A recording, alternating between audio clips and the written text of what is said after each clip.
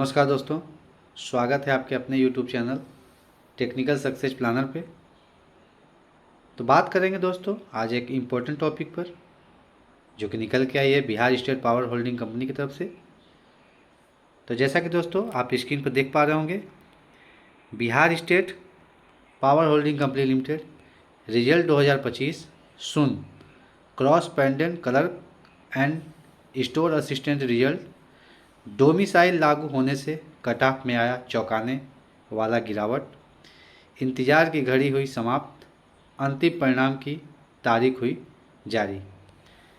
तो सभी चीज़ों पे आज डिटेल में हम लोग चर्चा करेंगे। तो वीडियो शुरू करने से पहले जो भी बच्चे चैनल पे पहली बार विजिट कर रहे हैं वह चैनल को लाइक और सब्सक्राइब करना ना भूलें। साथ ही साथ इस चैनल को ज़्यादा से ज़्यादा अपने दोस्तों में शेयर करें। तो आइए दोस्तों, वीडियो को ज़्यादा लंबा ना करते हुए चलते हैं अपने इम्पोर्टेंट टॉपिक की तरफ। डोमिसाइल लागू होने से कट ऑफ पे क्या अंतर आएगा, आखिर अंतिम परिणाम की जो तारीख है वो क्या है। तो आइए चलते हैं हम लोग। तो ये जैसा कि आप देख पा रहे होंगे,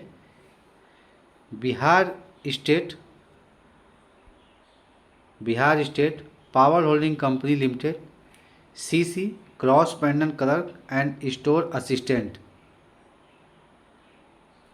कट ऑफ की बात करने से पहले एक बार हम लोग नज़र डालेंगे कि जो टोटल पोस्ट थी वो टोटल पोस्ट यहाँ पर 921 पोस्ट निकाली गई थी, जिसमें अगर क्रॉस पैटर्न कलर की बात करें तो यहाँ पर 806 सीटें थी। वहीं स्टोर असिस्टेंट की बात करें तो 115 सीटें यहाँ पर निकाली गई थी। अगर दोनों सीटें मिला दी जाएं तो टोटल वैकेंसी आपकी 921 पोस्ट पर वैकेंसी निकाली गई थी।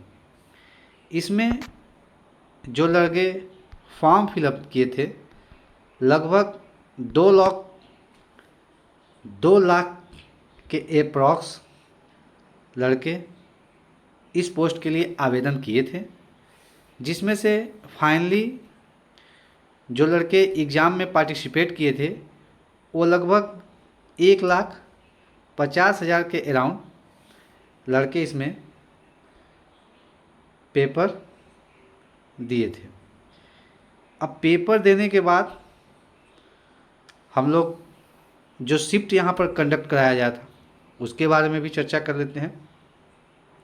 यहाँ पर जो टोटल शिफ्ट काउंट कराया गया था, तो देख पा रहे होंगे कि क्रॉस पेंडेंट क्लर्क और स्टोर असिस्टेंट का जो एग्ज़ाम कराया गया था वो टोटल 27 शिफ्ट में एग्ज़ाम आपका कंडक्ट कराया गया था। टोटल 27 शिफ्ट में। अब 27 शिफ्ट में आपका जो एग्ज़ाम कंडक्ट कराया गया था उसकी जो डेट है वो देख पा रहे होंगे 30 जून से आपका जो एग्ज़ाम है वो शुरू हो चुका था और 23 जुलाई तक इसकी लास्ट पेपर की डेट थी। यानी आपका जो एग्ज़ाम कंडक्ट कराया गया था वो 30 जून से लेके 23 जुलाई के बीच में 27 शिफ्ट में आपका एग्ज़ाम कंडक्ट कराया गया था। एग्ज़ाम कंडक्ट होने के बाद जो मिनिमम क्वालिफाई मार्क जो पेपर में रखा गया था, आइए हम लोग उस पर भी बात करेंगे। आपका जो पेपर था वो 100 नंबर का था, यानी 100 नंबर के मार्क का आपका पेपर था, जिसमें जो क्वालिफाई मार्क रखा गया था कैटेगरी वाइज अलग अलग रखा गया है। तो आइए हम लोग उस पर भी बात कर लेते हैं। बात करेंगे, अगर आप यूआर से कैटेगरी में आते हैं तो आपको 40 नंबर पाना ही पाना है, ये क्वालिफाई मार्क है। और बात कर लेते हैं अगर आप बीसी कैटेगरी से हैं जो 36.5 यानी लगभग 37 नंबर आपका आ रहा है, तो आप क्वालिफाई मार्क के दायरे में हैं।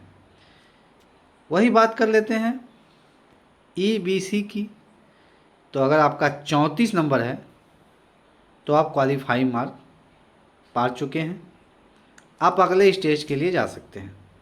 बात करते हैं एससी और एसटी की, और फीमेल कैंडिडेट के लिए तो यहाँ पर 30 प्लस अप्रॉक्स अगर आपके पास है, इतने नंबर अगर आपके आ रहे हैं, 30 प्लस नंबर हैं, तो आप मिनिमम क्वालिफाई मार्क का जो क्राइटेरिया है उसको फुली फिल कर रहे हैं, आप अगले स्टेज के लिए जा सकते हैं। ये तो हो गया Bihar state power holding company की तरफ से एक राउंड ऑफ, जिसमें टोटल पोस्ट की बात हो गई, फॉर्म फिलअप जो बच्चे किए थे उनकी बात हो गई, पार्टिसिपेट जो बच्चे किए थे उनकी बात हो गई, टोटल शिफ्ट की बात हो गई, मिनिमम क्वालिफाइंग मार्क की बात हो गई। अब हम लोग बात करेंगे कि जो अनुमानित जो ये डोमिसाइल नीति लागू होने के बाद जो आपका नॉर्मलाइजेशन स्कोर क्या होने वाला है, आइए हम लोग उस पर भी बात करेंगे। तो चलते हैं हम लोग नॉर्मलाइजेशन स्कोर के अराउंड जो आपका कट ऑफ बनने वाला है, आइए चलते हैं हम लोग कट ऑफ की तरफ। तो ये आपका कट ऑफ जैसे कि आप देख पा रहे होंगे, नॉर्मलाइजेशन मार्क डोमिसाइल लागू होने के बाद ये नॉर्मलाइजेशन मार्क, अभी इसमें नॉर्मलाइजेशन मार्क होना बाकी है, सॉरी नॉर्मलाइजेशन मार्क इसमें इंक्लूडेड है। इसके अलावा प्लस 2 नंबर या प्लस 5 नंबर, यानी मिनिमम 2 नंबर और मैक्सिमम 5 नंबर और इसमें ऐड कर देंगे तो यही आपका फाइनल मेरिट होने वाला है। ये एक ऑफिशियल मेरिट नहीं मान सकते हैं, ये एक अनुमानित कट ऑफ है। तो डोमिसाइल लागू होने के बाद आप मेल और फीमेल 2 कैटेगरी, तो अगर आप यूआर से हैं मेल में, तो अगर आपका स्कोर 62 से 68 आ रहा है तो आप सेफ जोन में हैं। बात करते हैं बीसी कैटेगरी से, 60 से 65 स्कोर आ रहा है तो आप सेफ जोन में हैं। बात करेंगे ईबीसी कैटेगरी की तो 56 से 58 में है तो आप सेफ जोन में हैं। एससी की बात करें तो 50 से 52 के बीच है तो आप सेफ जोन में हैं। बात करेंगे एसटी की, अगर आपका स्कोर 45 से 50 के बीच में आ रहा है और आप बिहार के निवासी हैं, मतलब डोमिसाइल लागू होने के बाद जो आपका स्कोर है 45 से 50 अगर आ रहा है तो आप सेफ स्कोर में हैं। बात करेंगे फीमेल कैंडिडेट की, तो अगर आप फीमेल हैं और आपके पास डोमिसाइल है, तो अगर आप यूआर कैटेगरी से हैं और 52 से 56 के बीच में अगर आपका स्कोर आ रहा है तो आप सेफ जोन में हैं। बात करेंगे बीसी कैटेगरी से, अगर आप 50 से 54 के बीच में हैं, अगर आपका नंबर आ रहा है तो आप सेफ जोन में हैं। ईबीसी कैटेगरी की बात करें, अगर आप 44 से 48 के बीच में अगर आपका स्कोर आ रहा है तो आप सेफ जोन में हैं। एससी की बात करें तो 40 से 42 के बीच में अगर आपका स्कोर आ रहा है तो आप सेफ जोन में हैं।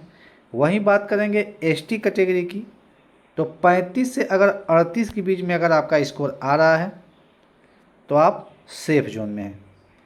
इतना ध्यान रखिए, ये फाइनल कट ऑफ नहीं है, ना ही ऑफिशियल कट ऑफ है, ये एक अनुमानित कट ऑफ है। इसमें मिनिमम बात करें तो प्लस 2 नंबर और मैक्सिमम की बात करें तो प्लस 5 नंबर, इतने नंबर इसमें ऐड होंगे, मिनिमम और मैक्सिमम। उसके बाद जो आपका स्कोर आ रहा है वो फाइनल कट ऑफ होने वाला है। अब बात करते हैं हम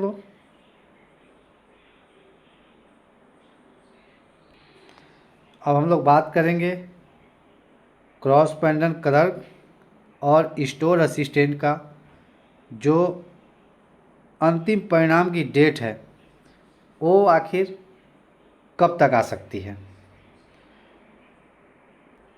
तो अभी हाल ही में जीटीओ का जो रिज़ल्ट आया है उसके बारे में हम लोग थोड़ा चर्चा करेंगे। तो उसकी जो आंसर की आई थी, आंसर की आने के बाद हम लोग Bihar state power holding company के ऑफिशियल पेज पे आ चुके हैं। तो यहाँ हम लोग देखेंगे जो जीटीओ का फॉर्म आया था, उसका जो एग्ज़ाम कंडक्ट कराया गया था, उसकी जो आंसर की आई थी, आप देख पा रहे होंगे 26/6/2 को कंपनी की वेबसाइट पर उपलब्ध करा दिया गया है। तो 28/6 से लेके 29/6 तक वो लाइव था। ध्यान दीजिएगा, 28/6 से लेके 29/6 के बीच तक ये लाइव था। उसके बाद ये जेटीओ का जो रिज़ल्ट है वो देख पा रहे होंगे। जेई का जो रिज़ल्ट है वो 14/8/2025 को पब्लिश किया गया था। तो फाइनली जो इसका रिज़ल्ट है वो सितंबर महीने के सेकेंड वीक में आने के 100% चांस हैं। उसके पहले भी आपका रिज़ल्ट आ सकता है। ये जो डेट आपका सितंबर मिड है, ये लास्ट डेट आप समझ सकते हैं, यानी इसके पहले भी आपका रिज़ल्ट आ सकता है। मैक्सिमम जो रिज़ल्ट का डेट है वो मिड सितंबर, यानी सितंबर के मध्य तक आपका जो रिज़ल्ट है वो जारी कर दिया जाएगा। तो वीडियो कैसा लगा है इसे कमेंट बॉक्स में ज़रूर बताएं। वीडियो पूरा देखने के लिए बहुत बहुत धन्यवाद। मिलते हैं एक नई वीडियो में एक नए नोटिफिकेशन के साथ। तब तक जय हिंद।